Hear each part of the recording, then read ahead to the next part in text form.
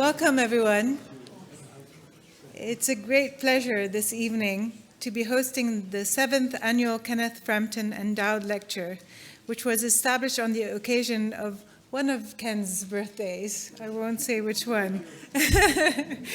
and which we look forward with anticipation and a sense of optimism every year at this time of the semester. This optimism is not a coincidence, and in the times we are living in comes as much needed breath of fresh air, but also reaches us somehow in the form of infectious energy, endless curiosity, sustained engagement, critical sharpness, depth of knowledge, and most importantly even, the kind of humor that lifts everyone in its path. I think you will all have recognized the very special and unique qualities that make Ken Frampton not only one of a kind, but also so important to our school and beyond. We're really thrilled to be able to honor him again this evening. This year, I wanted to highlight just a couple of ways the school has had the pleasure to engage with Ken's writings and revisit his pedagogy. First, with the publishing by Columbia Books on Architecture and the City of Wright's writings, Reflections on Culture and Politics on the occasion of Frank Lloyd Wright at 150, Unpacking the Archive exhibition at MoMA, and the Living in America, Frank Lloyd Wright, Harlem, and Modern Housing exhibition at the Wallach Gallery. And second, with the Modeling History exhibit at Ross Gallery, which included photos taken by James Ewing of the models also in the show of significant 20th century buildings, which were made by students as part of Ken's History of Architectural Tectonics, which he taught here for many years. Elsewhere, Ken's pedagogical methods were also on display this year with the exhibition Educating Architects, 4 Courses by Kenneth Frampton, which recently closed at the Canadian Centre for Architecture, where Ken's archive was acquired.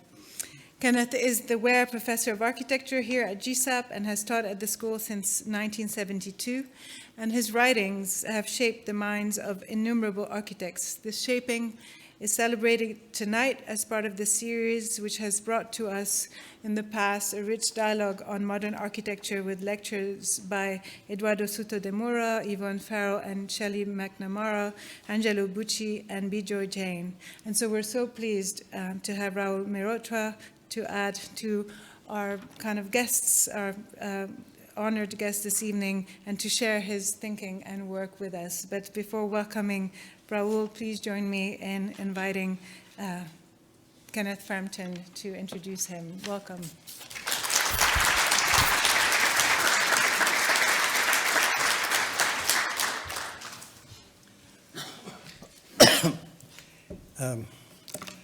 Good evening. I'm very happy you're all here, and I'm very happy that Rahul Mehrotra is here, which was,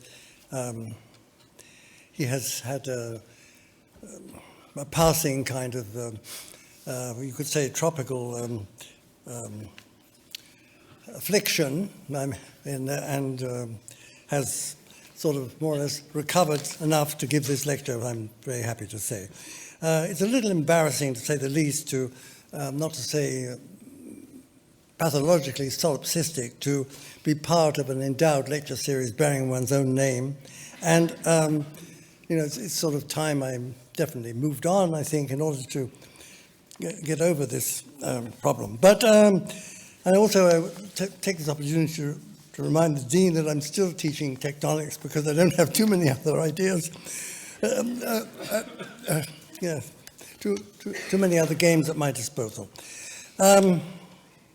It's really a great honor to introduce Rahul Mehrotra, whose extraordinary achievements, both as an architect and as a public intellectual, make him an exemplary figure in this profession. And it is a very broad profession because in his case it includes both architecture and urban design. And he is, of course, professor of urban design at the GSD. He was at some point a chairman of that department. He divides his time between really Cambridge, the GSD, and Mumbai, and both benefits but also suffers from is a victim of globalization in as much as he constantly is passing from one to the other, which is taxing on even someone of his stature and absolutely extraordinary energy.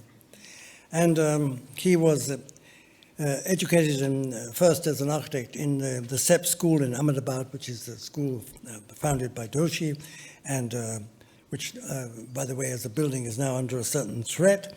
And he then also taught at the University of Michigan, studied at MIT, and is now, of course, as I've already said, a member of the faculty, senior member of the faculty in the Graduate School of Design at Harvard.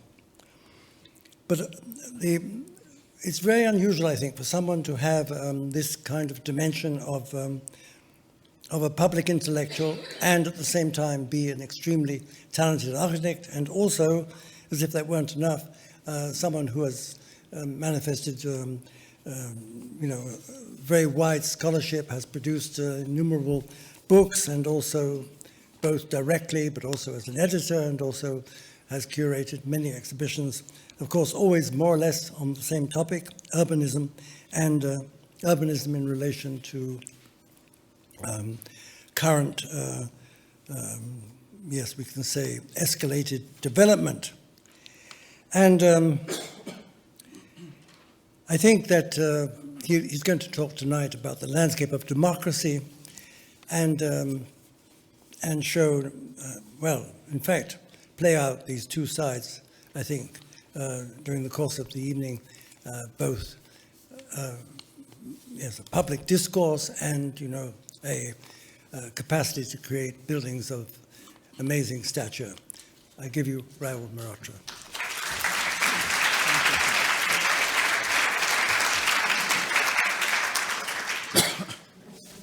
Thank you very much. Thanks very much for this honor to deliver the Frampton Lecture. And it's great to be here. Columbia is always a wonderful place to speak at. I've known Ken Frampton since 1998, when I started working with him on this amazing volume of books, just a shot off my shelf, so you know the stuff I like. This was an amazing project. I think I was involved in volume 8, which focused on South Asia. And these sort of marked the canonical works, 100 years. The last century was sort of sponsored by the Architectural Association of China. It was an amazing 2 or 3 year project. And so, of course, one has sort of known him since then, but his seminal work much longer, and in many ways have been the foundation of the values I think I've explored as a practitioner. And I do hope Ken will recognize his contribution in the manner in which I've imagined practice, and also in the articulation of my architectural responses that I'm going to show you in this lecture. And so this is my tribute to his mind-blowing contribution to the field more generally. I'm going to share with you some of what this relationship I have with my city of Mumbai, how it's come to influence me, how it's begun to inform what I've sort of been doing as an architect in India. And the kind of engagements that we've sort of been involved with is a kind of triangulation between the practice of architecture, urban design, conservation, and interests in landscape architecture. I've organized this talk really in 2 sections. The first is I'll share with you issues that have been central, at least to the questions I've been asking in my imagination as an architect, and that I continue to struggle with. So these are by no means definitive answers, but rather questions. And largely the struggle with the idea of how one can articulate those issues to make productive, as issues make them productive for designers, because often there's a kind of gap there. And then the second will focus on a series of projects that I'll describe and share with you in terms of their design logic and materiality, and I'm sure you'd make the connection. And these issues that I'm going to share with you could be lectures in themselves, so please bear with me as I sort of flip through them. But I'm sort of trying to be inspired by them from the perspective of design, its instrumentality, and what these could potentially mean for us as folks that intervene in the space of cities and these broader landscapes. I think equity and social justice is perhaps the most important issue, I believe, in the coming years for an entire generation that's going to practice, but a lot of us who are practicing. Because besides the disruptions that globalization has caused, it is a drive of capital that we know has been detrimental in some ways to the kind of values values we have brought to bear on our environments. I've spoken at length about the architecture of what I call impatient capital, because capital is inherently impatient and finds its patience when it resides in foundations and institutes and universities. But that also makes it an architecture that drives us towards a vendor-driven autonomous object. And to my mind, it's clear that this free-running capitalism will never help resolve this inherent contradiction about our aspirations to create, whether green buildings, socially inclined architecture, human environments, while as architects simultaneously that we pander to capital and the forms that it naturally demands. As Wolfgang Streeck has said in his book titled How Capitalism Fails, says, to quote him, "Capitalism can no longer turn private vice into public benefit. Its existence as a self-reproducing, sustainable, predictable, and legitimate social order has ended. Capitalism has become more capitalist than good for it," unquote. Or even in the words of Karl Marx that resonate, who said, to start with about capitalism, and to quote him, capitalism has conjured up such gigantic images of means of production and of exchange that it's like a sorcerer who is no longer able to control the powers of the netherworld, whom he has called up by his spell. And even in Mumbai, we haven't been spared by this gold-plated, gilded Trump Tower. Spatial inequity is critical, and as Charles Correa, the Indian architect, wrote, today, to quote him, "Today the amount of urban space one controls is directly proportionate to one's status or income. It has no connection to actual family size. In fact, poorer people most often have larger families. This space differential, therefore, cannot be justified in human terms and only economic ones." In Australia, in urban areas till at least the 1980s, something I verified a few months ago in Sydney, every family could have no more than a quarter acre. Australia was locked into spatial equality, and thus clearly a society, as we know, that detests elitism. But equity is not a quantitative measure alone. It has subjective dimensions of access. Sometimes perceived access or an illusion of equity, perhaps, is productive.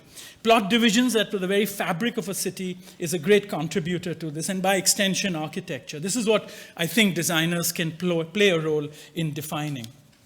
Martha Chen, who works on informal economy at the Kennedy School of Government, advocates in the context of economy, and to quote her, "What is needed most fundamentally is a new economic paradigm, a model of hybrid economy that embraces the traditional and the modern, the small scale and the big scale, the informal and the formal. What is needed is an economic model that allows the smallest units and the least powerful workers to operate alongside the largest units and most powerful economic players." And this is a project that I'll share with you in more detail as we go on. And by extension, I think this discussion leads us into the question of sustainability, something I believe we use very loosely, because this comes down to a chemical or a mechanical fix for any problem perpetuated and driven, which is now being driven by an entire green industry.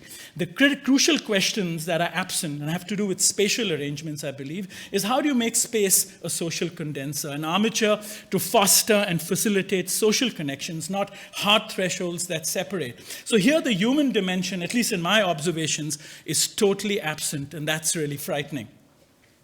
In addition, pluralism, which is another issue, the issue of pluralism and coexistence, of form, its coexistence, are inevitable in a democracy, as are collisions between differing forms of urbanism in close adjacencies. Thus, dissipating these polarities and softening thresholds between these disparate forms of urbanism are the essential design challenge, I believe, in the coming years. Facilitating the connection and networks between diverse forms is one way to promote these synergistic dependencies. The questions that naturally as a designer come to mind: can borders be deconstructed and softened? Can boundaries be dissipated spatially?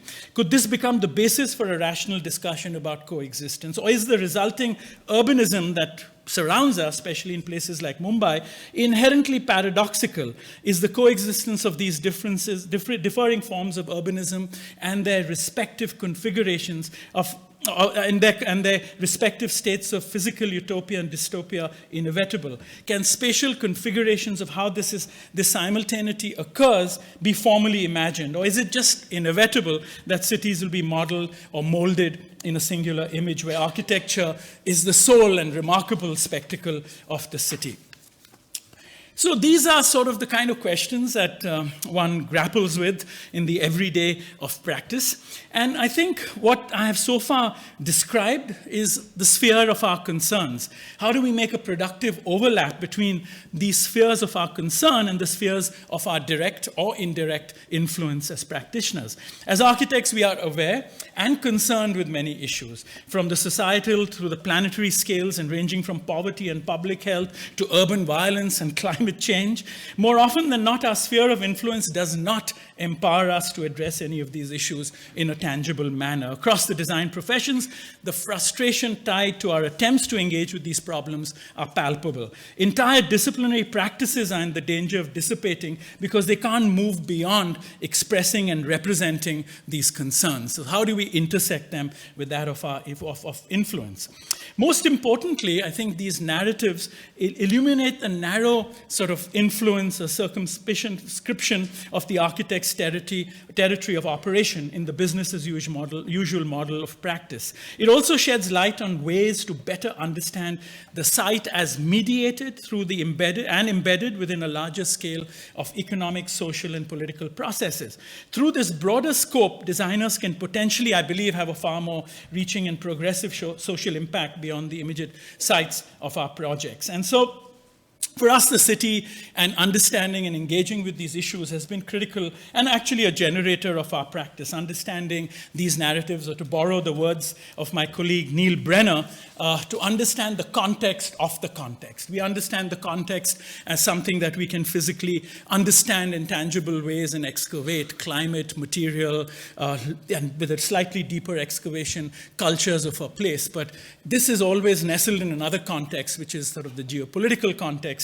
And trying to create these intersections is, I think, where the most productive questions will kind of nourish our practices. And so, for us, the question really is also, what is the architecture of practice? I mean, the practice of architecture we speak about, and I think this is what Ken was sort of alluding to, because for us, advocacy is one sort of aspect of what we do, but I think we're very mindful, if I may say so, in constructing the instruments for this advocacy, because often we do one or the other, but how do you combine them in productive ways, I think is a very big question for us. And so books, catalogs, pamphlets, manuals, other forms of research publication become instruments of advocacy for us when engaging with these sort of complex projects and problems. And it becomes also a way of creating partnerships, collaborations, friendships, which serve to keep the conversation on issues and engagement or work with a particular site alive. Similarly, then the publications, we hope, go out into the world beyond, and these projects have their own life, and they, I hope, expand the sphere of our influence. Because finally, if we don't have agency or find ways to have agencies, actually the profession breaks down, and I think this becomes a critical question. So these books that there are a number of them. This is a family of books on Mumbai, which went all the way from walking tours to more serious sort of documentation of the history, different aspects of its infrastructure. And these have outcomes. This led to the first urban conservation legislation in India as a result of a kind of critical mass that built up through many such engagements with many such people and collaborations, which I think were triggered off in part by some of these research projects. And of course, they find their way also in advocacy. So here we worked as advocates for a whole decade, trying to organize citizens groups on the ground to preserve areas, to recycle buildings, to generate new economies for these places. It also led us to looking here, the Prince of Wales Museum, a very particular precinct in the center of this historic district. It would engage with architecture, contemporary interventions which were reversible, but were transitional in what they were trying to do to the problem that exists. In this case, a visitor center, which became a gateway, which housed security and many other things. At the other end of the spectrum, we're also interested in kind of urban issues. And as Ken was sort of describing, this was a massive project which was across Harvard University that documented an ephemeral megacity called the Kumbh Mela, involved 7 schools and landed up in this publication. And then as advocacy also extended itself into the Venice Biennale as an installation to talk about these incredible landscapes which have become a reality in our world, all the way from refugee camps to places for celebration or the military. And this has resulted in a very recent book called Does Permanence Matter? And this maps about 300 cases of ephemeral landscapes such as this, with 3, 4, 500 million people on this planet spending their daily lives here. And Andreas Lepik took this and has now converted this into an exhibition at the Munich gallery, because in the conversations in Germany, this is something that resonates very deeply. And so it's a 5-month-long exhibition with many conversations around it, and very beautiful installation. These are carpets that were made locally there, which actually have maps of these ephemeral settlements that you can look at and sit around. And we've also digitized things like, say, Burning Man, and all of these settlements we've digitized, so you can begin to pull the metrics into the planning discourse. So we can actually measure densities and we can measure distances. You can create metrics to understand these. And this is extended now into a broader project, which is looking at urban India. And in the present sort of official calculus of the government, India has something like 7,200 and something towns. And we're making an argument that there are actually 32,000 settlements. And it's a condition of flux, because the argument we're building in the research is India is 60% urban for 6 months of the year and 40% urban for the other 6 months. So the flux of 350 million people, how do you deal with in terms of design? It has huge implications of housing, for example, and rental markets, even in the big cities, because you have a seasonal change that is mind-boggling. And these are, so we should in India not be talking about smart cities, we should be talking about smart agents, because it's these 350 million people that go between the rural and urban, or this blur, we can't even use those binaries any longer, that are making the biggest transformations in the landscape and the culture of these sort of settlements. But looping back to architecture, which is what I'll stick with, I just wanted to use that as an introduction to talk about my spheres of concern as I come to my spheres of influence, I hope.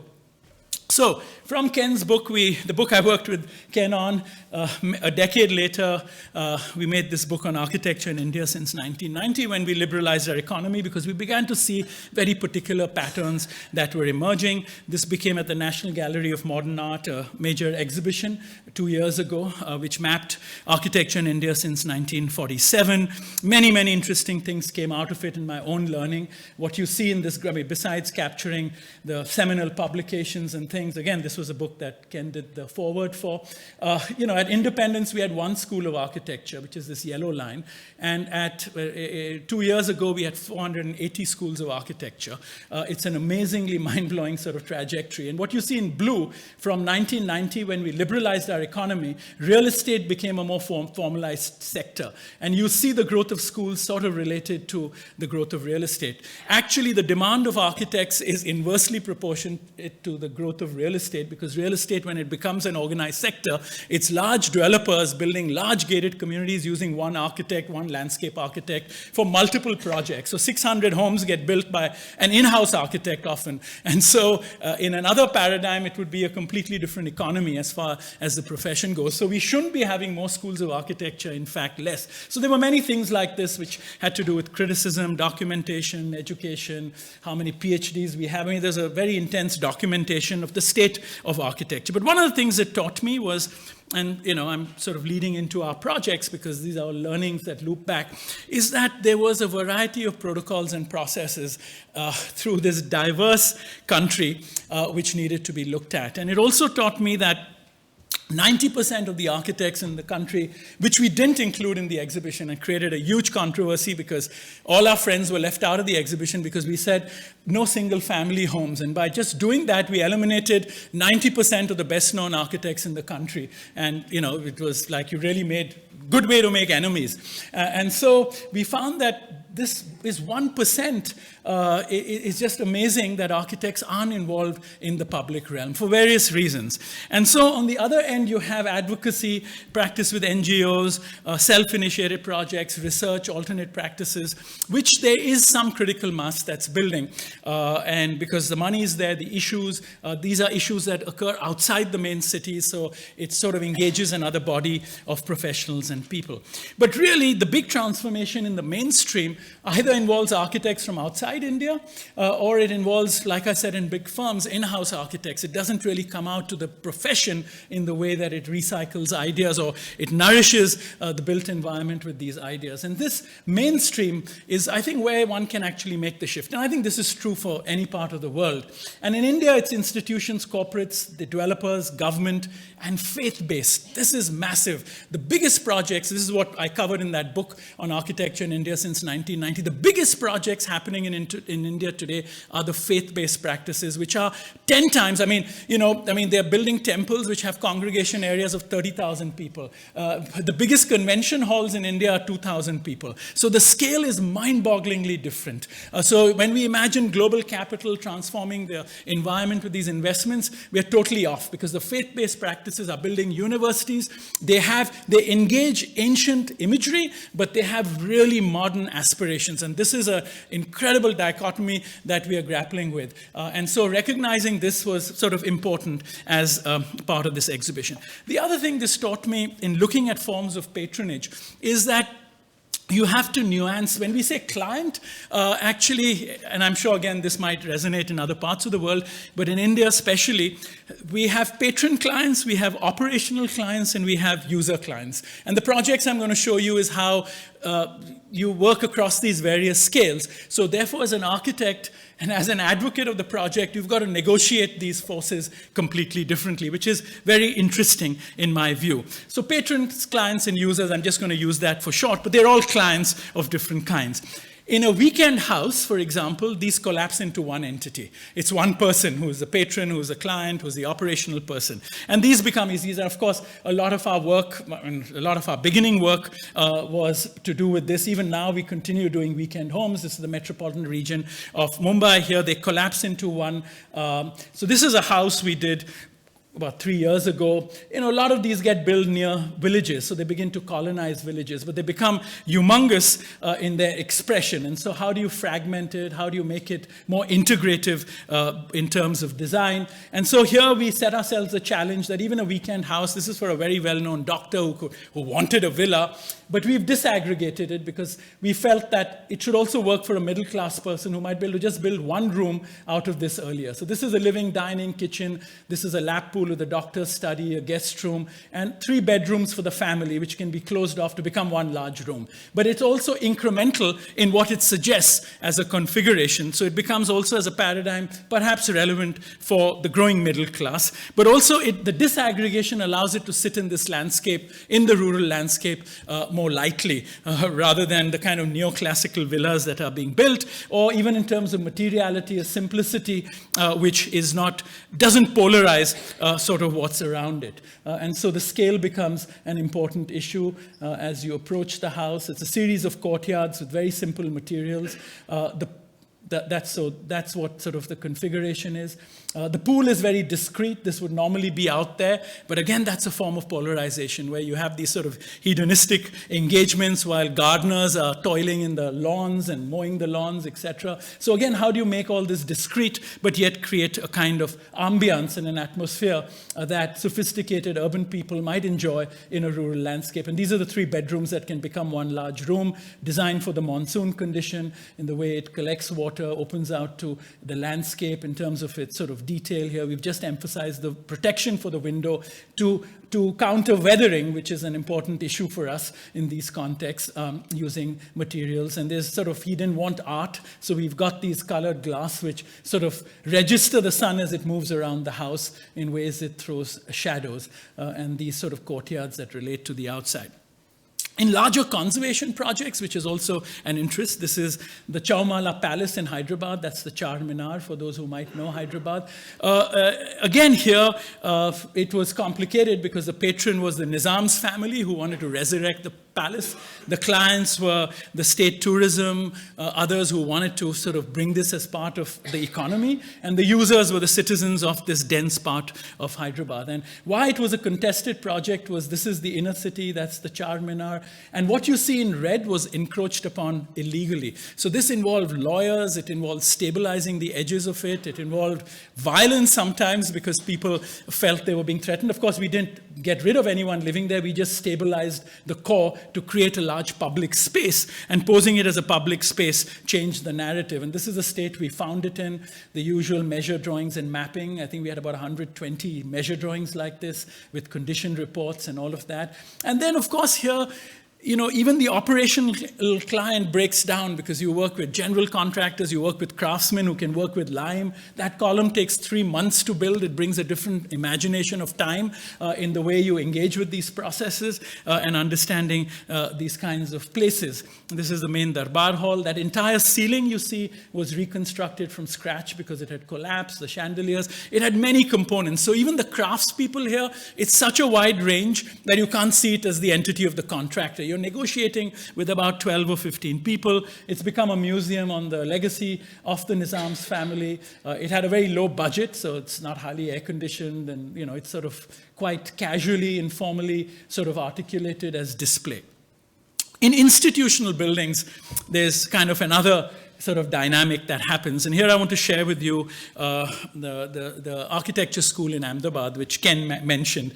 And I just want to dissipate that. It's not under threat. This is a campaign that, well, there's a lot of politics involved there because there's a change in management, and it's sort of triggered off a whole discussion. But I'm glad it did because it makes us aware of this. This is a building designed by Doshi. I studied here. It's a beautiful building. It's a beautiful campus. And we were invited to do the first building, which is not a Doshi building. And so that itself was very controversial. But anyway, we engaged with it. That's what the campus looks like. And this is the image I showed you, but these are buildings designed by Doshi in the first phase, which are incredibly beautiful. And then there were a number of buildings added as different donors came about, and the rest of the campus is really quite chaotic and incrementally sort of developed. And the site we were given was a pivotal site, and these were all buildings that existed. So we were given the site, and the program required a 6-story building by the master planners, and that was like unbelievable to imagine, but we had to fulfill that requirement. And so we created coherence in the plaza, so we've paved it. This is a new cafeteria and a student facility that's been added, again, to give coherence to the core and create relationships across. So like this building also begins to define this plaza, which are other schools that are quite disparate in terms of building. So it's like a pivotal building. But in a case like this, it was, you know, the patron was the Ahmedabad Education Society, which has a wonderful tradition because they were patrons to buildings by Charles Correa, Doshi, even Louis Kahn and Corbusier. So very enlightened people we could sort of go to when we needed it. The client and the operational client was the president of the university, who also happens to be an Aga Khan Award winner, Dr. Patel. So, and then we had users, which are the faculty and the students. And that was like the difficult group to deal with, naturally, because, you know, in an architecture school, everyone and his uncle have an opinion about what should be done. So it meant a huge amount of presentations which went up on YouTube. You had alum from around the world calling me and writing. But it was a wonderful process of transparency. They were all up on YouTube. You can yet see them. And this was the footprint we were given. So within that, we had to accommodate what would have been a 6-story building. And naturally, for us, it was an intervention in a modern historic context, and one that I'd studied with and learned so much from. So the first decision was, we're not going to go 1 inch above any of Doshi's buildings. In fact, stay a few inches below, just as a sign of respect. And so it meant actually trying to come up with a building that went 3 floors below the ground. And that was a challenge, but made a lot of sense in the context of Ahmedabad because it's a very hot climate, the stepped wells, and just going down there, the geothermal advantage is so great that once we could get it past the clients, it really was the right thing, I believe, to do. And And this was a model I presented. I had the other half of it closed here, and I went to them. I didn't tell them we were doing this. I just went to the model that was only 3 floors above the ground. They said impossible to fit the requirements, and then I waited for this discussion to heat up, and then I removed the other half, and they saw the building, and there was like silence for 10 or 15 minutes, and then they finally slowly got used to the idea, because it's a challenge technically to do it. But I think that made a big difference. What I'll share with you is what the building feels like. That's the stuff around below ground. What's above ground is very light. It's the reading rooms. On the ground floor is the reception rooms for juries and student meetings. And then there's a core within. There are 3 buildings. One is the skin. One is this sort of thing that encloses the core, which is like 4 floors of book stacks. And then 1 floor, which is just the archives. But the book stack is like a central thing, and each section of the building has its own logic in terms of floor heights and things. So you get a very rich sectional kind of quality. And so that's what it sort of feels like. There are a series of courtyards that take light all the way down, and I'll just show you some images of that. In section, the light comes right down. There's skylights which bring it down here. This is archives, so there's no natural light there. And this is the book stack, which sort of, is like a central bit in the building, and along the edge in these courtyards are carrels where you have a lot of good light to read. So these are the carrels where students and PhD students can sit. And this is separated, so you enter it through a series of bridges. So this is a building that sits with the courtyard separating it and a whole skin that goes around it. And so that's what it sort of looks like. These are movable fins and a very deep base wall. These become totally transparent. They're operated. There's a catwalk from the inside, and you can adjust it. And now they're going to use the building. That was one of the brief. How can students learn from the building, and how can one use newer materials? Because Doshi's buildings are in brick and concrete, which was the buildings of a time, and they're very beautiful and robust.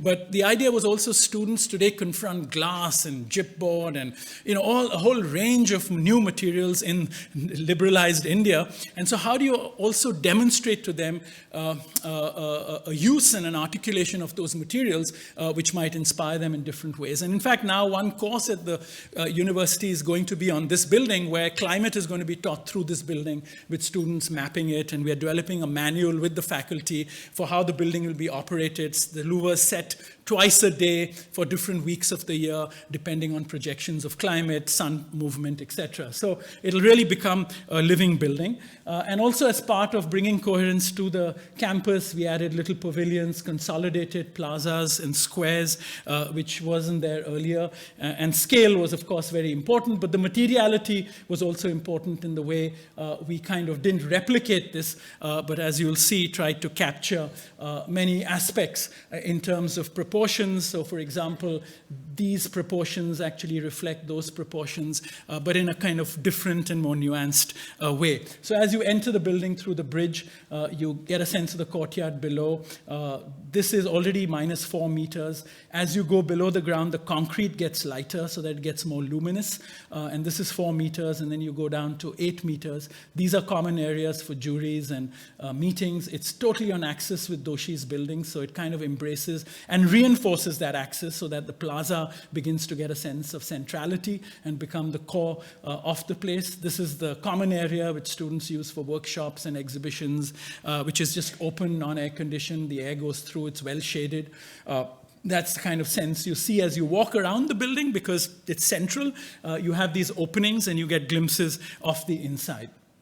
And then as you go below the building, you have a different logic of just 8 feet or 2.4 meter heights, which is the book core, which is, I'm now going to show you that core. And these are the carrels, which open out in these courtyards, which also, these are going to be furnished with ferro cement design furniture, which is being designed by students and things. These are the carrels and the book stacks. These become places people who want to speak step out so that you don't disturb the library. And it's very cool, protected from the rain. It has sun in the winter. So these are wonderful places climatically to sit in. You're always aware of the different levels. So you're now at a level which is minus half for it's 2 meters or something. So you look down to that level, you get a sense of the level up above. And these are all these mid mezzanines. I love this image because obviously it's a comfortable place. Lots of students sleep there. And these are the kind of book stacks within that central stack, where you see sectionally you're simultaneously aware of at least 3 levels. So you're simultaneously aware of about a 12-meter difference, but broken into slabs sectionally, so there's a sense of intimacy without different zones being disturbed. And what you see here is at -8 meters below the ground. And here you get a sense of all the mid-levels, the courtyard level up there, that's the lowest level. So these sections sort of work, and they're, tables and little rooms. So there's a lot of intimacy. The spectrum of spaces is enormous, and that's what we tried to achieve in the building.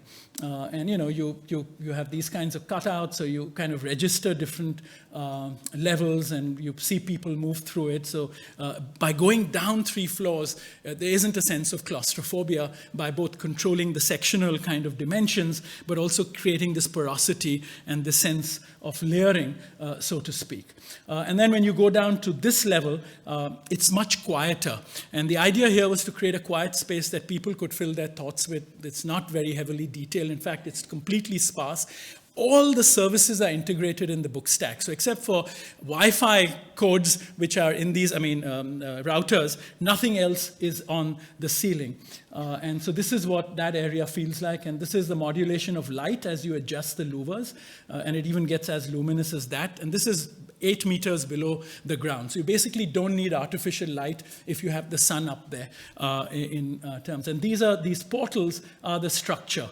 And that's it. And there's a Wi-Fi router there, which you'll see. And that's it. And it's very sparse. It's very quiet. It's just the light that modulates, which gives you a sense of what's changing in the atmosphere upstairs. And the whole structure is supported by these 3 or 4 portals that go around. And it's sparse except for the skylight. The corners are rooms, which are like smaller rooms. So again, you have an intimacy of scale. This is the furniture going in now. These are the corner rooms with that. And now we'll go up to the top, which is, it's much more luminous, it's open, it's white, it's intimate. And it's very transparent when it's opened. And these are the reading rooms and the reading facilities, which have a completely different ambiance where people work. It's going to be open 24/7. And you have outdoor spaces where furniture will go in. These are meeting rooms outside in the good weather that people can use so you don't disturb the library. And the louvers, that's the catwalk, which has a thing for a harness. These are just construction workers doing it, and you can kind of adjust it. So we are working this manual out where these adjustments will be made twice a day through the year to optimize, and it'll be sort of studied. And also the base was designed to create the sense of intimacy. The scale changes. Students sort of use it to sit and to read. So you're reading outside the library, but you're engaging with the space of the library. And it's very transparent. And so it also frames the landscape outside. That's a view through Doshi's building to the lawn, which I showed you in the first slide. That's the main entrance. So it's framing the building in different ways. And the outside is in concrete, in raw concrete, and the inside is sort of this plastered surface, but all dry construction. It's drywall with steel. So because we actually did this building with design and construction in, I think, 15 and a half or 16 months. So it was very quick. And so we had to deploy materials based on that, but also to demonstrate a spectrum of buildings, of building materials. So then when we go to buildings like corporate offices, which are slightly less contested than institutional buildings, I'm going to show you 2 corporate buildings. Here, really the patron and the client become one, and the users is what you negotiate with. I'm just flagging this out, not that that's what sort of determines the design, but just to give you a sense of the spectrum of questions you might negotiate. And this is in Hyderabad, which is in Cyberabad, which is the high-tech area. This is an early Google image. Now this is full of offices. That's by Mario Botta. There are many other buildings by different architects here. And we were given the site for an infrastructure company, which is a high-tech infrastructure company that has all the equipment wired. And what they do is they monitor through this control room projects happening in Jaipur, trucks have cameras, they're kind of high efficiency. And they, of course, wanted a glass monster. And this is what happens in Hyderabad. This is Mercedes-Benz, and it's a glass building. But what you see is the nets, because this was when the states were being divided. So there were riots like every second week, and a glass building is people just destroyed them. And so vendors who were selling you curtain glazing actually gave you a whole choice of fishing nets. So if you took blue glazing, you could take blue fishing net or white fishing net. So fishing net and its details, the fixing details, the stainless steel clamps came as part of the outfit of the curtain glazing. So it made you think that these images that globalization bring and what people identify with are so compelling that you're willing to even go to these sort of heights. We were very much sort of inspired by this little hut. And there are about 100 huts like this put up in Jaipur. That guy works for the business association and the government partnership that puts these up. They're water coolers. They're put up in the summer. When he puts his kettle, he's open for business. It's clean water, which is very cool. People come, say hello. There are no plastic cups. They cup their hand. They drink the water. It's just like an amazingly inspiring thing that happens in Jaipur. And they set it. And every once in a while, he comes out and humidifies it with water. So through evaporative cooling, the hut stays very comfortable. In the hut, he has earthen pots, which again, through evaporative cooling, keep the water cool, and it's clean. And it's just a very beautiful experience. And this blew us away, and we began to document it and made this video and measure temperature. And just the beauty of this, we said, how can this inspire us to make a building in Hyderabad, which has got an equivalent kind of climate, which is dry and hot. So we kind of did this building, which is a 5-story high garden. It's not a green wall. We haven't stuck the green on the wall. It's actually a performative screen, which is humidified, and it allows the air to go through. We couldn't get a LEED certificate because we didn't seal our windows, and we didn't bother with air conditioning everywhere. But anyway, now India has modified the LEED sort of thing with Greha and many others, which look at these sort of other questions that are more relevant. So anyway, so this is where the misting happens. The facade actually acts as, and then you have 3 layers. One is a trellis on which the facade grows. We tested it, and we tested different plants and saw how they grow. And so every facade can be different, and you go back at different seasons, and the building looks different. And also, a case of impatient capital. These guys wanted the building in 14 months. We negotiated with them that we'll take 3 years to grow the facade. They agreed. The cows went in to make the building sacred. The scaffolding was yet up. Our trellis was made through a small contractor near Hyderabad. So it helped him set up a business because he only bought 1 mold. And so again, this question of even craft, we seem to fetishize craft when it's used for a very small spectrum of materials like wood and stone. And the idea here was how you take a material like aluminum in this case, where we took recycled aluminum. So that's why you have different textures on it. Particular alloys that gave us a texture on this trellis so that even if it was burnt out, the trellis would look beautiful. Very small components, all handmade in a 20-person kind of plant that was set up. Many women worked here. This is a large anodizing plant, and you can see the texture on it. It's got a lovely patina, which came from the recycled mixed alloys of aluminium, and 2 people could carry it. It looks heavy, but it's very light. 2 people assemble it. Over 2 years, it was assembled slowly, and that's with the plants and the misting system on a different grid, so different plants need. But the misting is to cool the building, not for the plants. The plants are actually cooled with drip irrigation in hydroponic trays. Sorry. Okay, anyway, that's so this is how it sort of becomes a woolly monster. You have to give it a haircut. It goes back and forth, so you've got to kind of control it. A base where the parking and the entrance is, and even sectionally, it has different volumes that sort of look at how hot air can escape. This is the tendering department, so that's the only one that's sliced off because of privacy, and the podium, which creates social spaces for people to congregate in. The flowers when they bloom. And so sectionally, like I said, it has its own sort of intelligence in terms of the way it's articulated both for function. That building got a LEED certificate and we didn't. And so we've been sort of mapping it. And we did this sort of intuitively, I'll admit. My friends who are now sort of really into all this stuff have made me measure temperature, and we are giving them data, and they're going to try to analyze it now that it's been in operation for 4 or 5 years. But that's sort of, and this is what it sort of feels like within the building. I use this slide, and I often tell this story. This is an intern from Panama City who took this image, so it's not a stage image. But it made me think very deeply about what the building was about. And this is the Marty Chen quote that I shared with you, that people of different economic. Now, the gardeners here are the poorest paid people in a corporation like this. Normally, you'd have a garden, you'd see them toiling, the boss would go by in tinted glass, sort of foreign imported car, there would be no eye contact. Here, the lowest paid people, the gardeners, there are two things about them. One is they're in your face, you negotiate them all the time.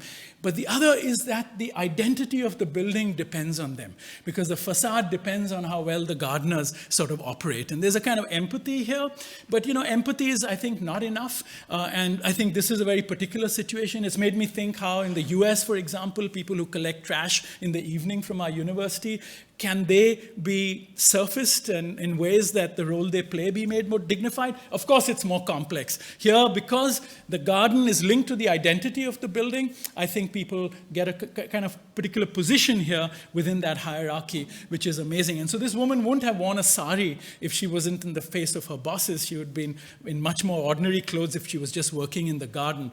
And so that sort of reversal, I think, is something very interesting, because they're really the heroes of the building. And here's someone working, they're working, there's a kind of coexistence. There are blinds there, so you can put the blind down if you want to cut somebody off, but that doesn't happen. And if you go to their website and other blogs, it's amazing the kind of friendships that have developed. Again, unintended. It's not like we set out to design to do this, but it's a feedback that we are sort of enjoying now to address things in the future.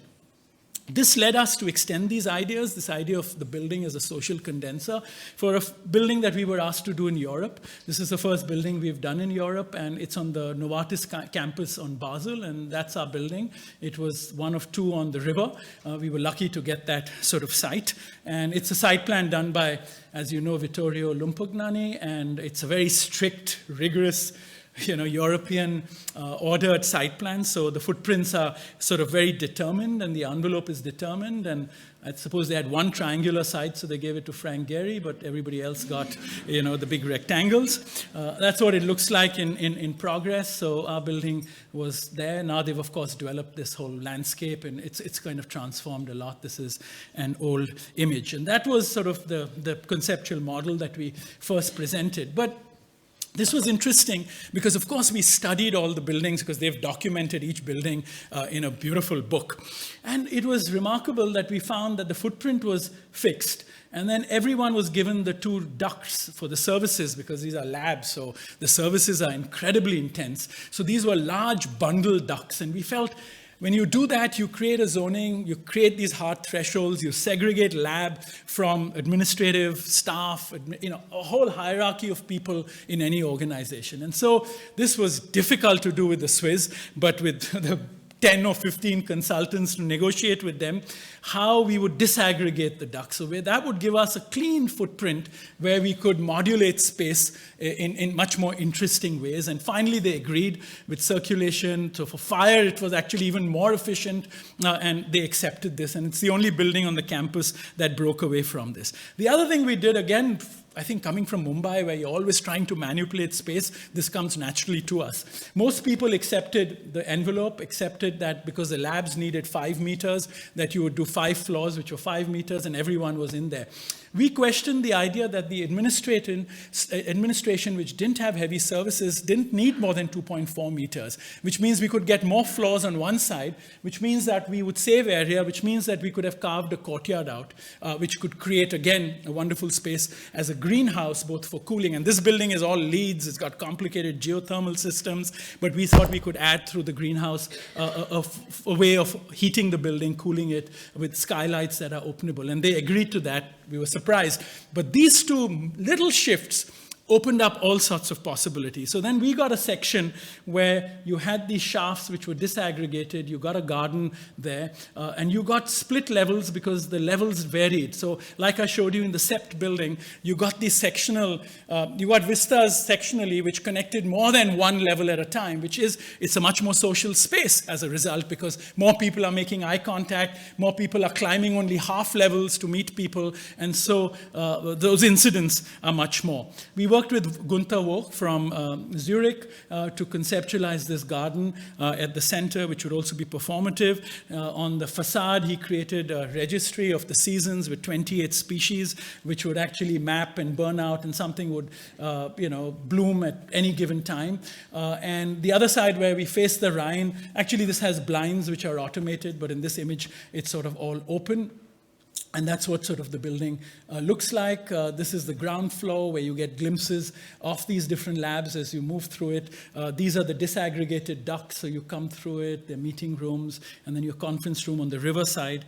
You go up this large stair, so it's a very kind of transparent space, and you get glimpses of the labs as you go through it from different points. The artwork, we collaborated with Pipolotti Rist from Zurich, and she created these video installations through the building, and they're kind of these warm showers of color that you walk through in the winter as you pass through the building. And so they appear in different sort of locations, and then these are the intermediate levels where the office, which is much lower, kind of blurs into the garden. These are meeting areas that actually bridge the labs and the office area. So they become very social spaces because both groups can use them very easily, and then you frame the views of the Rhine River. These are some of the labs, which is furniture designed by Toshiko Mori. She was appointed by Novartis to do that, and this was the first one that she fitted out. It's very loose spaces between the labs and the other more common areas, which they respond to all the requirements of the lab, but just this transparency allows it to become a much more social space, and it's always half levels, so you climb through the building much more easily. These are meeting rooms where that's a flat screen, and these become seminar rooms actually in the garden, and there you see the relationship between the two. From the labs you see through the office to the Rhine River, but this green, which is a greenhouse, so it's performative too, also becomes a kind of social condenser at the center of the building, and this just gives you the feeling of the sectional quality of the mid-levels and the way these are framed through different apertures as you sort of walk around it, and that's sort of just a detail.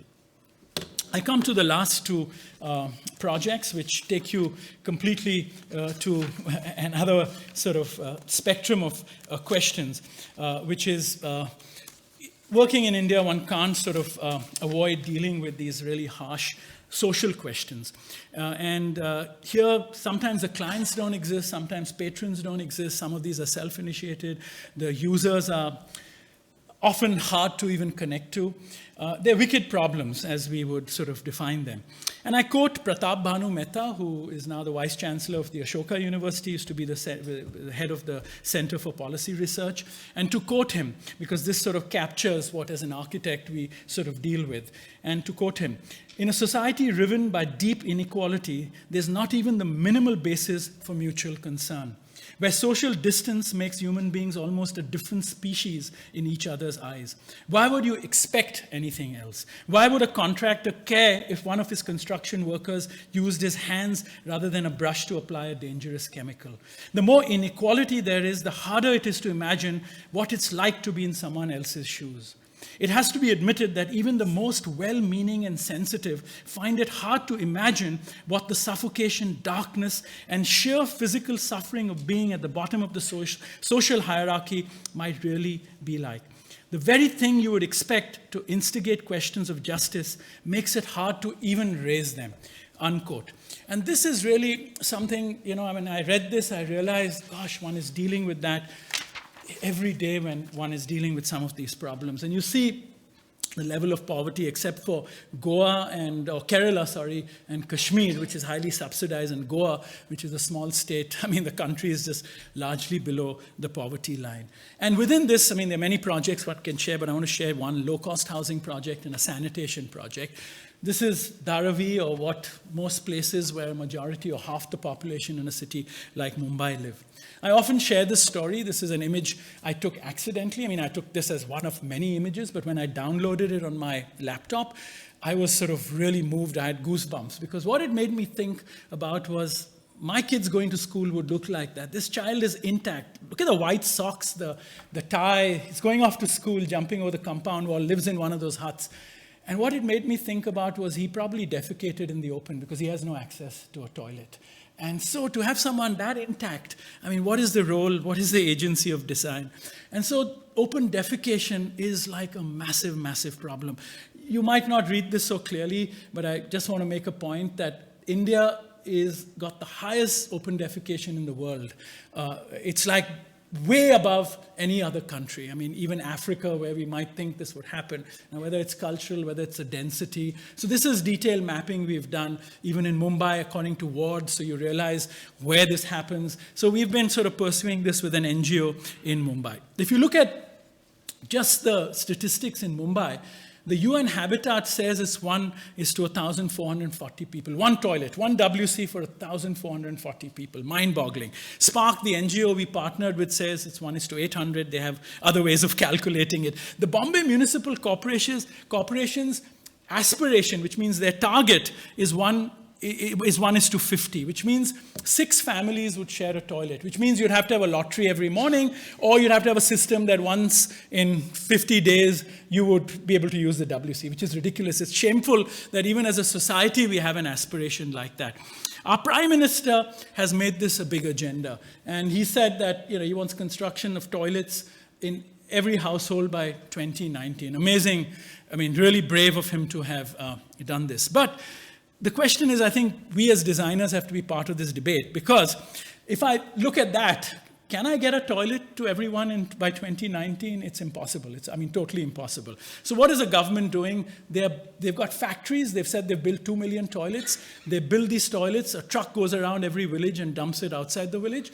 Research has shown that these toilets are the only solidly constructed thing. So it's used for storage of grain, jewelry. It's used for everything but a toilet because it's got no relationship to the house. So the question really is that as designers, we need to think about transitions. We don't give enough attention to what it means to design for transitions because we think in absolute terms. And so the transition to solving this problem is community toilets, which is what the World Bank is doing, which is where we got involved. But this is what they design. And some people use it, some people defecate outside here. For women and children, it's really dangerous. So there are many problems associated to it. And this NGO Spark that we worked with had been appointed to build 300 of these. So we got involved and we began to develop a prototype where we said we'd segregate the men and women. We used a facade like we had developed, which would be flowers. So people might pluck flowers to use for prayer. That would be wonderful, being very idealistic.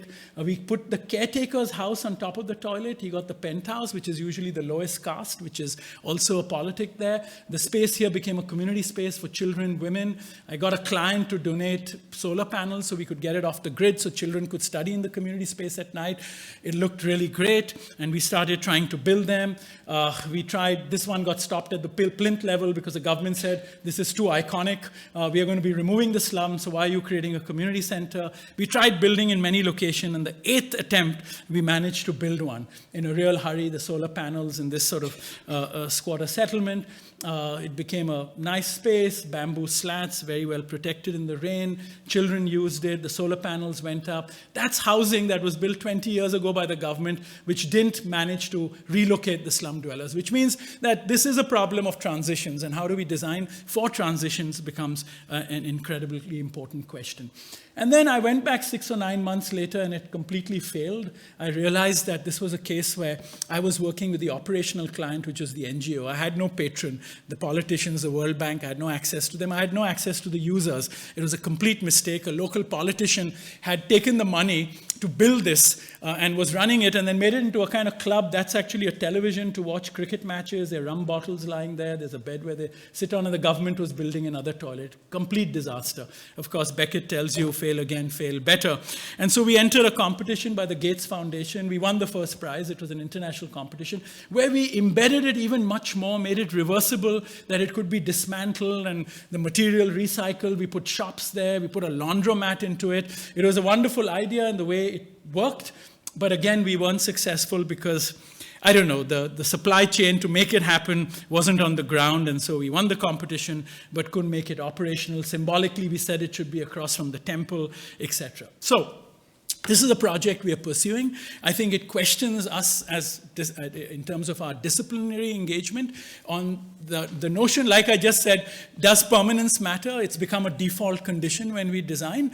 In today's world of flux, we need to think about those imaginations. In the same way, we think in terms of absolutes when we are solving these problems, whether it's housing or it's public sanitation. How do we imagine the space of transitions? And transitions sometimes take you away from a kind of linear trajectory. The challenge always is how you come back to target, but I think it's worth sort of designing. And I'm going to now share with you my last project and the most complex one, which is for these guys who are mahouts. They look after elephants. This was a competition in Jaipur, which again we won. And here, of course, this is really a complex project, now been on for 12 or 13 years. Here, these were differentiated in mind-blowing ways. The patron here was the chief minister who called for the competition and awarded the project. The clients were the Public Works Department and agencies that changed every 6 months depending on who was in power, which I'll show you in a second. And the users were the elephants and the mahouts. And in this case, we kind of negotiated all three, which is why I think the project is happening. I presented this year at Columbia 7 years ago, and I remember Ken reminded me today, I used to go to the site after the first 2 years with my resignation letter because I thought every time I'm going to sort of resign, and I'll show you what that meant. Of course, the Pink City, Jaipur, tourism, elephants became sort of very much part of that whole landscape. They take tourists up to Amber Palace. They get painted, and because there's no water, their skins discolor because these are toxic. These paints that are used, they go rogue. Actually, it doesn't get reported. They've killed tourists because they go rogue in the summer. Can't be controlled. The government created housing for them, which was like the mahouts living up there with like garages. All the elephants here. That doesn't work. So the mahouts have all had moved down because the relationship between the mahout and the elephant is incredibly complex for him to build a relationship to control the elephant. And so this was a complete failure. So they had the competition. This was a piece of land which had been quarried by sand contractors. It was almost initially unbuildable. Of course, there's a lot of research of how much water they need, how do we capture it. So we made it a landscape project. And I think that's why we won the competition, because we beat the drums on the idea that if you didn't have water, there was no point doing a project like this, because elephants are tropical beings, and for them to be in a desert climate of Rajasthan outside Jaipur was like unbelievable.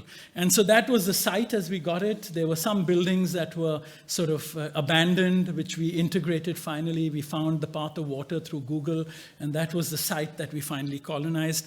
And we created a series of micro dams to capture water from different directions because of the topography, to create water bodies. This part isn't done yet. It's been finished up to there. And that's sort of the site plan. Many buildings, the brief was only houses for 100 elephants, but we added, by repairing some of the buildings, we said we should create a school, a visitor center, and there are other things we've suggested, which were initiated by us as part of the project. Now, in 2007, when we got the site, that's the same hill, and this is the transformation over 10 years.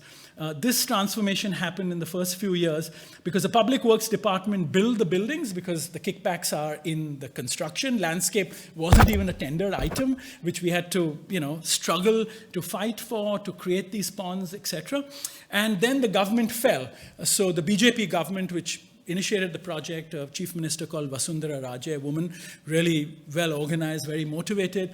The Congress came into power, and as happens in many places, they abandoned the last government's project, so it was completely abandoned. But that was great because, I was frustrated. I thought, what the hell am I doing? How am I going to wait for another 3 or 5 years for these guys to come back, if at all? But In hindsight, it was fantastic because it allowed the landscape to generate, because it was abandoned. No one lived there for 3 years. But the DNA, the bones were there, so the plants began to grow, and now, of course, it's sort of completely green. We, of course, paid attention to the architecture. They wanted row houses, but we sort of did a cluster development. We made they're only 300 or 400 square feet a house with a little room for the elephant, but we kind of created a series of courtyards. So if these 3 families got together, they actually had a mansion because they had a large public space, which was their private space with a wall that surrounded it. Courtyards for every houses, flat slabs, so they could build on the terraces and they could colonize it, and how it would mutate. The elephants have a separate entrance, but they participate in the courtyard, and those are the sort of rooms. And these are just sort of drawings and one of the reasons I carried that resignation letter is every time I would, send them beautiful details of stone gargoyles to celebrate how water is captured, I would go to site and I would find a PVC pipe instead. And I would freak out, and the PWD engineer would look at me and say that even my home doesn't have such details. So, so there's this whole hierarchy we understood. In a state like that, it's very complex. And that's what made us keep fighting back, because we began to feel that it could be a mission. So Ken, the reason I didn't give them that resignation letter finally, like I threatened when I spoke here at Columbia 7 years ago, was because then one said, let's make it a mission, and I'm glad we did. And so that's the elephant's room, with a higher ceiling where they store the food, and it allows the cooling and the ventilation. So all these kind of climatic principles. Elephants can't sleep on flat ground. They need a kind of berm depending on their size, otherwise they can't get up. And so this is like our mock-ups to see what sizes would be for what elephants. And I jokingly say this is my version of small, medium, large, and extra large. So this is what it sort of looked like, the first water body, that's Amber, where they go to work. These were the first sort of clusters that got built, windows. So the kids who are going to, some of whom will become mahouts, could interact with the elephants, social space, but just basically things we anticipated would mutate. People would plaster, paint. Those were the expectations when they would be allocated. This is a guy coming home now. You can see that slope. Different people treat their space differently because these weren't allocated. Basically, people started moving in, the government abandoned it, the new government didn't want to deal with it. Some clusters flourished because of the water. So these guys have flowers, they sell flowers. They have lawns. This is the aspiration of the middle class in Jaipur. And the middle class in Jaipur have to get tankers of water because there is no water supply on a regular basis. So again, an unintended consequence. We didn't go ahead to design that we would turn this inequity because of the water. We just went ahead to design a robust environment and armature for life. But these are the consequences that we sort of were very pleased to see. And these were some of the abandoned ones where they hadn't allocated people homes, which the trees just grew. It began to become environments. And then as people moved in, life corrodes housing. People began to use the outside for kitchen, the trees. It became not like a squatter settlement. They had some access to getting the houses, but there was no government patronage. The goats moved in, the trees grew, the elephants coexisted. The environment began to transform. People had dish antennas. So there was an economy that was evolving just because the housing and the water existed. But there was no government patronage in all these years. And the other consequence was, this is Amber. This is what they do. They take people up these ramparts, which is a very difficult job. And as Ken was describing to me earlier, it's a whole city. And so it's a lot of area. They walk back from work. It's horrible conditions, 50 degrees centigrade in the summer. But now, of course, these are images from 2007. They can have a snack going to work. We had just sort of planted trees. This was all in the initial years, which I'll show you how it's transformed. But it began to create a different kind of environment. But the water, which we thought was to support life, actually the other unintended consequence of it was the bonding between the mahout and the elephant. So what they told us as feedback is, besides their health improving, they behave much better with us because through the process of bathing, the mahout and the elephant actually bonds very deeply. And so again, that was one of these consequences. And here you see him bathing the elephants. I mean, they just loved this in that heat. And this is, again, something that we were very, very pleased with. And you see their skins and how badly they've discovered. They're much healthier now. And then as time has gone back, there have been little dribbles of fun. So we managed to create these embankments. You can see the local species, the kikad as they're called, have flourished. But again, the general infrastructure hasn't happened. Elephants are social beings. They have to hang out with their buddies. If you tie them for the whole day alone, they start freaking out. So every few hours, they have to come together and they hang out. So we created these kind of pavilions. But again, unintended consequence of this was we didn't realize now the mahouts had teenage kids. And they started a company called Elephantastic. And they had a website, and tourists could book time, and they charged you 100 rupees to feed the elephant. If you want to bath with the elephants, 500 rupees. If you go to TripAdvisor, this is at one point, this was like the highest hit in Jaipur, especially for younger tourists who are what their Facebook page is, so they have to post that image with elephants. So there's a whole economy that sort of developed out of this. Again, just in reflection, the fact that we made, I think, the right decisions in terms of supporting life there. Now, this is just, again, in summary. This is a mapping I did recently for an exhibition at the GSD. 2006 is when we won the competition. 2007, they begin to build those houses. 2008, a little more happens, and the government begins to dwindle here. It falls. The Congress takes over, and this is the BJP government coming back to power. This is the political system. This is the actors involved. So we have the tourism department and the Amber Development Authority, the PWD. Every few months, you can see the agency changed. Now we are finally with the Zoo Authority and the Forest Department, which I'll tell you in a second. And so these are letters. I wrote a letter every month to the chief minister, whoever's in power, to make a case for this, which was like incredible. And in this period, when the new government came, I wrote some letters and I got no responses. So I was frustrated. Till then, we were at our own cost going to site every month just to keep working with the mahouts and the elephants to keep that user group as part of our sort of allies. And then at some point, out of the blue, we got with Glenn Murcutt as the chair of the jury, we got a gold medal from the University of Ferrara for the most sustainable project of the year. And so I wrote to the chief minister with that certificate. And I said, you need to pay attention to this project. And this January, I got a call from her, met her, presented, and she this is the same one who started the process.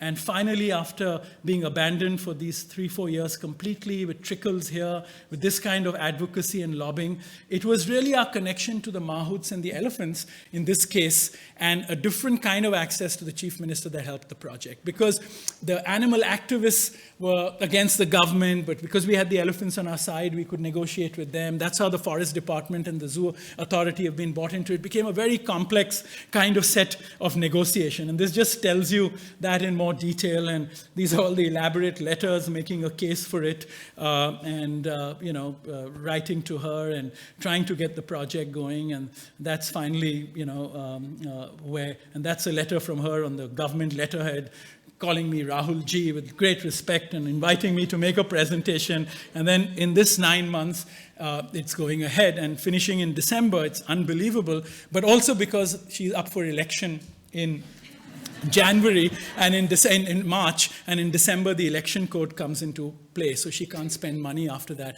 So she's getting it completed. And of course, there's a deeper politic here, which I'm happy to share. So in the last 3 months, these are things that have happened. A gateway in the Jaipur Pink, you can see all the planting done. Over 500 more trees have been planted just in the last 6 months. Pens have been created. These will all be covered with creepers and plants. This sort of contains groups of elephants, and these are where they'll hang out with water troughs. So this is all under construction. I mean, as we speak, there are like 100 people working there. These are lookout spots, which will be very heavily shaded, where groups can sit and be explained things about the elephants and their operation. We are now made proposals for swales to capture water, to stabilize berms. There's a lot of grass planting that's been done. These are, again, natural local species. Many more of these pavilions that have been built.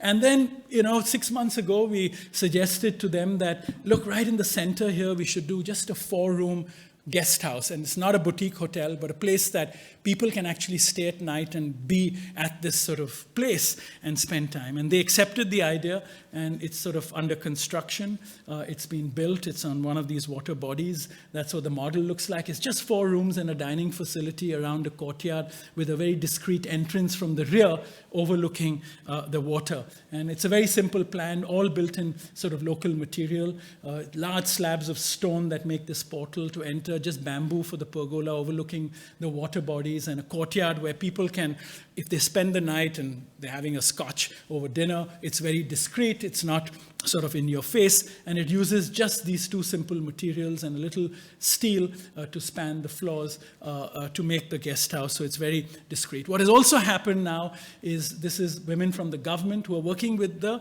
wives of the mahouts, and this is also going to create another source of employment because the wives of the mahouts, and by the way, the mahouts are all from the Muslim community, which is a minority community in Rajasthan, so that also is a very complicated dynamic, but these women are going to run this guest house and choose how, what food is sort of served there and actually maintain it. And so again, it creates another form of employment. It wasn't part of the brief, it just came up as an idea. And then the mahouts had many of their friends who were inmates in the local jail. And so they said we should furnish it because these guys are really good with furniture. So these are the inmates who have produced all the beautiful furniture for the guest house. So there's a kind of link. And I just got an email today that the guy who was really good with a particular kind of chair got released yesterday, so we won't have those 5 chairs because he might not do it. And then, of course, now it's attracting a lot of birds. So as people are getting allocated houses, Rajasthan has a great sort of history of craft. They're beginning to decorate their houses. They're beginning to tell stories. And who knows, there'll be all sorts of narratives told through the architecture. And this is what I mean. Housing corrodes architecture. The lowest parts of the site are actually as dense as that, where the water naturally collects. And it's completely transformed the landscape. And this is just the last slide, where now there's another generation. So one of the buildings that had been abandoned, we've also repaired that. And actually an American NGO took it upon themselves to run a school there for these kids, because there are now some 50 or 60 young children who need a sort of school. So I just want to sort of summarize by saying that working in Mumbai, for me, I use that more emblematically, is about negotiating these sort of global flows that do not erase and remake landscapes, but rather occupy local fissures to create fascinating hybrid conditions and really startling adjacencies, which one has to discern and operate within. The design challenge in this condition depends on how we make these disparate worlds blur. Can the threshold between them be spatially softened? As a practitioner, social access and its clear relationship to the articulation of spatial arrangements becomes a critical aspect of design. This is not about the city of the rich and the poor, or the regular models of the formal or informal, or many other such binaries that are often used to explain cities in the South and Central America, Latin America, Asia, Africa. Rather, it's what I call the kinetic space, a space of flux, where these descriptive concepts collapse into singular entities and where meanings are ever shifting and blurred, sometimes even if just temporarily. The question for architects, conservationists, urban designers, planners then becomes, can we design for this space of blur, of flux? Can we design with a divided mind? And more importantly, how might we be inspired by the design intelligence of what is produced by this flux, which is the kinetic city, and intervene as designers and activists in our own localities? Can we use design to construct soft thresholds that facilitate porosity, both spatially and socially? Across our projects, the approach has been to create a kind of, has been an aspiration to place our work in the context of democracy, as Ken sort of introduced the thrust of the lecture. And therefore deconstructing and unpacking, to use that word, what the client really means and what those dynamics are in a democracy becomes important, which is the site of our Operation India.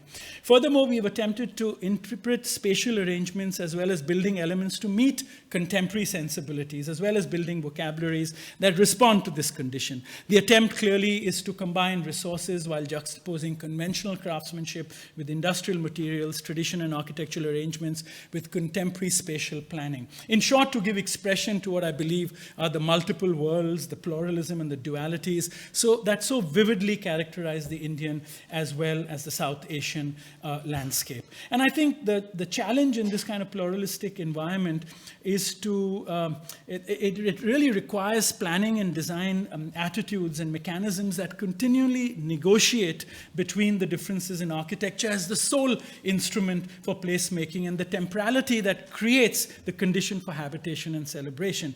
It must include the state and market, the empowered and the poor, rather than allow one entity to prevail and remake the city in its own image, or the habitat in its own image. This is what makes, for me, working in Mumbai and the landscape of India unique, challenging, and very challenging. Here, extreme differences exist in very close proximity. They're in your face and not distant or abstract. And a pluralistic society, I think, is one that not only accepts this difference, but also goes beyond to understand and even be influenced by it in productive ways. And this is a threat in India in many ways in its political climate.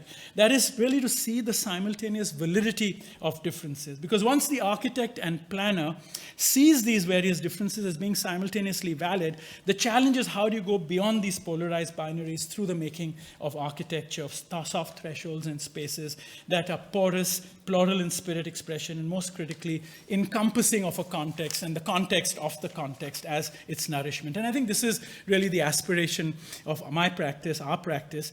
We are aware that many of the conditions I've described are really emblematic of the issues and crises we are facing in many parts of the globe.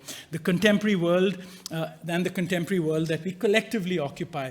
Understanding this crisis and articulating it in terms that are useful for us as designers, I believe, is a crucial step.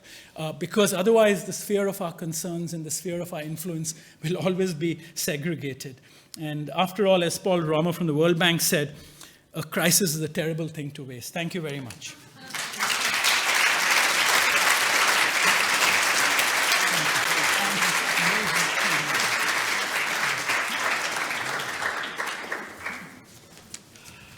Yes, well, I'm supposed to respond, but I mean, how can one respond really to a lecture which is like 4 lectures in 1, 5, 6 maybe even, and with such, given with such intensity and with such experience, and makes one realize, you know, that I think this question of yes, the challenge is of course worldwide, but provinciality is everywhere, and one sometimes thinks of one's own environment as being a center, but in fact, of course, we know that in other countries, there are cultures of architecture and of urbanism and of landscape which are, you know, more intense and more, I think, challenging, but also richer than what we experience, I mean, here, I think, in the East Coast. And, I mean, there are so many points that were being raised, but I mean, one of the things that the entire lecture makes me think about is this aphorism that is apocryphally attributed to Le Corbusier, which is, to design you need talent, to program you need genius. And I think what has come across this evening is, you know, the capacity of Rahul to engage in programming, you know, to, in fact, you know, of course, with regard to the elephant village, so-called, in Amber, Jaipur, you know, it was a question of inventing a program in a way, and then also, as it were, continuing to cultivate a program under very difficult circumstances. This concept that he has articulated quite a few times during the course of the lecture, of negotiating local flows. I think that's what amongst many other things that I've noted here, that's what I would, yes, which I will take away from this lecture, and I imagine many of you will do the same. Before we finally conclude this evening's events, I would like to open the floor to any questions or comments that Rahul might be able to answer. Just a few, maybe, or depends.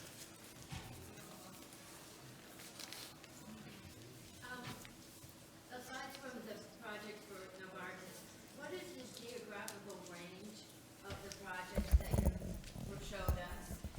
All India. It's all in India, and yeah, they're all in India. But you mean within India, where they were? Yeah. So Ahmedabad, the libraries in Ahmedabad, which is north of Bombay, and Jaipur is a little north of that. What else did I? Yeah, KMC, which is the office building with the green facade, is South India, which is in Hyderabad.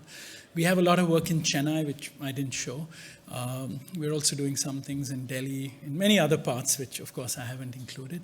But outside India, we've built in Europe one building, and we've done a small building in Oman, which was for a set of buildings for an Indian client. And I think I'm the only Indian architect who's built in Pakistan.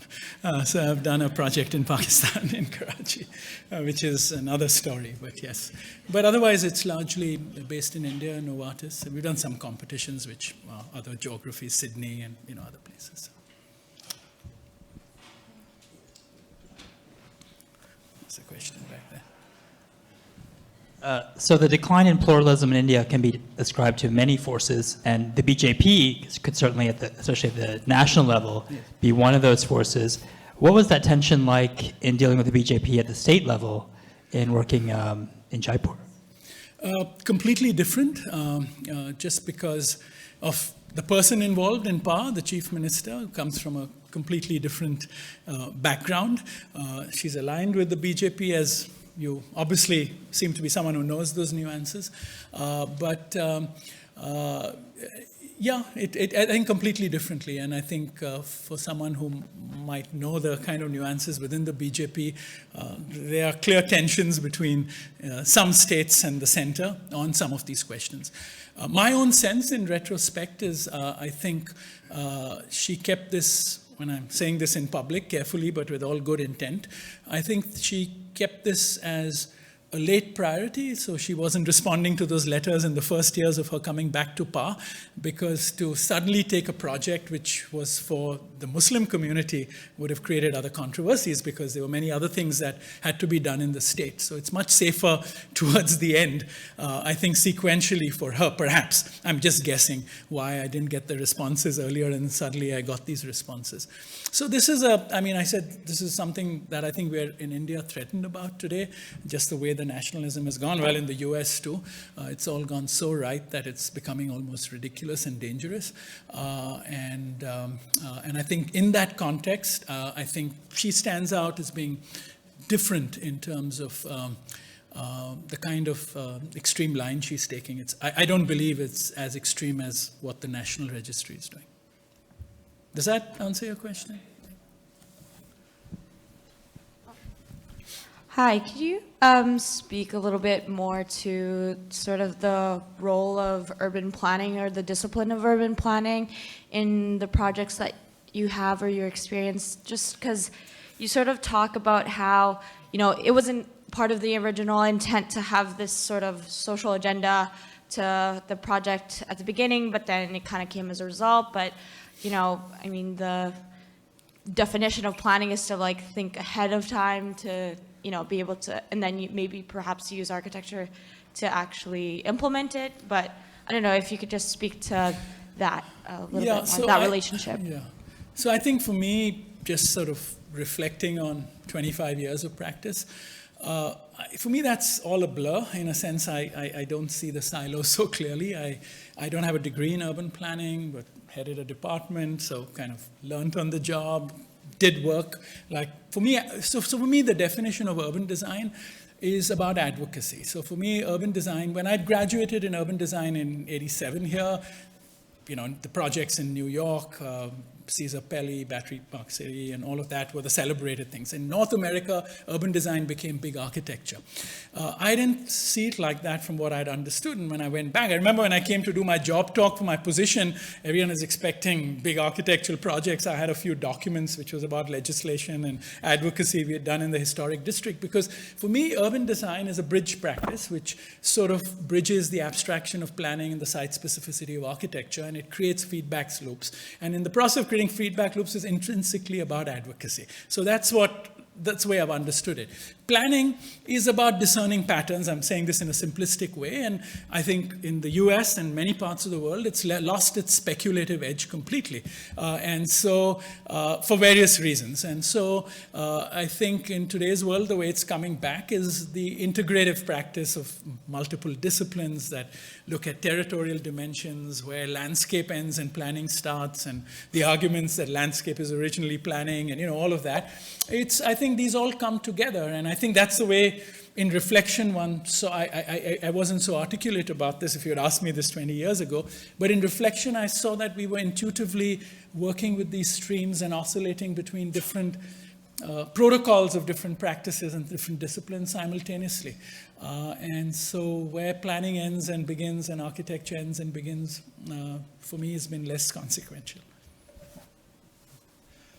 Thank you for a wonderful talk. It was really inspiring. And I just wanted to ask you to talk a little bit more about this notion of transitions that you brought up, and you mentioned how you thought that this was one of the most important things that we need to be designing for. And so I wanted to ask you a little bit, what sort of transitions are you really talking about? I mean, it seemed like the social transitions are really important to you, yeah. But so I wanted to give you a chance to just get into that a little bit more, and also the role that objects, architectural objects in this case, play in those transitions.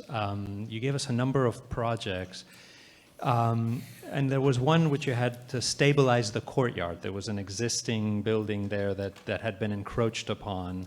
The Chaumala Palace. Yeah, and you helped to sort of stabilize the boundary. And a number of these projects are about boundary making. In the Elephant project, when you showed us the guest house, you talked about the wall as a sort of divider between the guests that would come and the residents. So the role of objects in these transitions, in sort of articulating these transitions, how could you talk a little bit more about how you see that? And is it a way of easing transitions or quickening transitions, or just how you see that? Thank you. So I'll start with the second part of the borders, the wall, the bound. And in all those, I should have maybe emphasized that they're all simultaneously porous and definitive. So in that little guest house, one whole edge or one L is just those bamboo pergolas with a transparent veranda and a dining area where people can sit and watch the water body or night observe it. And on the other side, it has a sense of a boundary. So I'm sort of interested in how one can engage with that simultaneity so that it serves both purposes, and it can be modulated depending on use. So there's a kind of level of flexibility. So whether it's the facade and the way the gardeners can transgress the space, but it also is a facade, so it's a containment for that building. So I think I'm interested in the CEP libraries, similarly, sectionally, etc., that you're in quiet space or in spaces where you can have meetings, but they're visually connected and yet sort of not mutually exclusive in that sense. So I'm interested in creating those blurs using sectional qualities and articulations, but also planar qualities. So to go to the transitions, I mean, of course, that's a much, much more complicated question. So I think at the most abstract level, for me, what's interesting, landscape as a discipline does this in some ways, not adequately, but it does it just by the nature of the discipline and the fact that you're dealing with nature in a particular way, is the question of time. I don't think we've addressed this, whether it's planning. I think for me, preservation or conservation, as I prefer to call it, we can debate that, I know, is also about a society. It's an instrument of planning that helps a society modulate the rate of change. It's the way I see it as part of a kind of planning repertoire. Now, there are questions of memory and the other complex layers that we can get into, which I know you're interested in. But so for me, transition at the most abstract level is about how you deal with time. Then I think as a designer, it's how does one extend that? And I think the transitions are, I mean, energy is a big question, and urban flux is a big question. How are we going to make this transition if 300 million people are moving between places. What does that mean for design? I mean, one banal example is imagining a whole spectrum of rental kinds of housing that can change, dormitory, sharing, all of that. So people talk about that. In energy, it's clearer. So in energy, for example, India is trying to make a transition from fossil fuels to renewables. If we try to make that jump, our economy will collapse. So we are going the nuclear way. With the Bushes, we signed these deals, Manmohan Singh. Now we might get trapped in nuclear, or we might find our transition through nuclear. So you go off into other directions. And that's the point with the community toilets, that if you have to change this culture of open defecation through infrastructure facilities, sometimes you got to go to a form that might help you make that transition, because by doing that, you create a culture of collective consensus. That's why the community center on top of the thing where and therefore then you can upgrade those squatter settlements or slums or favelas or auto construct, whatever tab you want to give it. So these are all interconnected, and I think it's multiple strategies that I think spatial imagination can help inform. And I don't think we have a voice on that debate. So the solutions become absolute, which means erase the slum, we'll have public housing, or make 2 factories that make prefabricated toilets and give everyone a toilet. These are absolute solutions. So it's, I think, a choice between, which also shouldn't be posed as a binary. There's an in-between spectrum there, between the absolute and the transitionary. And I think as designers, our pedagogy, both taking permanence as a default condition, but we also tend to actually imagine absolute conditions and absolute solutions, whether we look at our studios, we look at housing, the way it's dealt with in most conditions. So, I mean, I think I'm interested in this sort of, you can call it another binary that you need to somehow blur between the absolute and the transitionary. And I think it plays out in different forms in planning, in urban design, in landscape, in preservation. Yeah. Thank you so much for this talk, and I'm in awe of you. And anybody who studied architecture in India, I'm pretty sure will be your superstar. And so my question was regarding the prototypes and the competitions that you were participating in. Back in my undergrad, I had... The toilet you're talking yes, about. so we had designed a prototype for housing in the slums of Bandra, which also was not a success. We didn't want to displace the people from the slums, but design something for them within it, a better community living, because we think people don't want to move out of them, because they're just very deep-rooted in the culture they have within the slums. But is there any reason other than the social fabric that you feel that these prototypes are not a success, or people don't want to experiment with them much? Because I feel there is no solution to the problems of the slums unless we experiment with them. But I don't see experimentation happening in India, especially in slums. What is your view on what's the way forward? Well, it's connected a bit to the last question, what you're saying. And so, you know, everyone and his uncle are in Dharavi, for example. I think every university has done a studio in Dharavi. And I don't think the solutions to Dharavi lie in Dharavi. So what we do is fetishize it, represent it, re-represent it. And the solutions to Dharavi lie in looking at the metropolitan area of Mumbai. I mean, I'm taking it to one extreme. And that's why what Charles Correa and his colleagues did with New Bombay, for me, was the last speculated avant-garde planning move that occurred in India. Since then, we have been involved with what I describe as involution, which Clifford Geertz, the social anthropologist, talked about. He talked about agricultural involution, where Indonesian rice farmers tried to do multi-cropping and break away from the rhythms of what rice would have normally taken. And so that makes for a very efficient mechanism, but the involution implies that when the system breaks down, it takes a long time to survive because it gets internally incredibly complex. So our cities are going through an involutionary kind of process. We have stopped thinking of these kind of evolutionary moves, partly to do with politics, partly to do with the lack of voice that the profession has. So, I mean, the smart cities, for example, as a program, I mean, it's ridiculous the kinds of imagination they're coming up with. Because I don't think the profession has a voice. Planning has lost that speculative edge. We don't imagine, speculate about these. I think it's our business, and I think society invests in us to imagine those spatial possibilities. So I think there are many, many reasons for that. And of course, we can get into specific cases, which is also to do with very much a specific context, that part of the problem with prototypes is that they become absolute solutions in a way of being replicated. And, you know, the second project I showed you, the competition, the Gates Foundation, this was actually funded by the Gates Foundation for an NGO in Delhi. And when we won it, we were so excited. I went to India, I went to this NGO to meet them. And the guy said, very embarrassed, it took a long time, we couldn't wait, so we've already appointed contractors to build a prototype we had already evolved. So the Gates competition just became a tokenism, and they went ahead. So we, again, found that this prototyping and this absolute solution, this universalizing of the solution is the way our economy, our political economy, everything operates now. It's what Sunil Kilnani calls that today the state is involved in a statistical architecture. It's not an architecture of buildings and placemaking, but it's a statistical architecture of GDP, 2 million toilets built. That's what the imagination of the state and the neoliberal kind of regime has come down to. And it displaces architecture and our voice, which is where we lose our agency if we don't speak up. Thank you. Good place to stop. Thank you. Thanks. Thank you.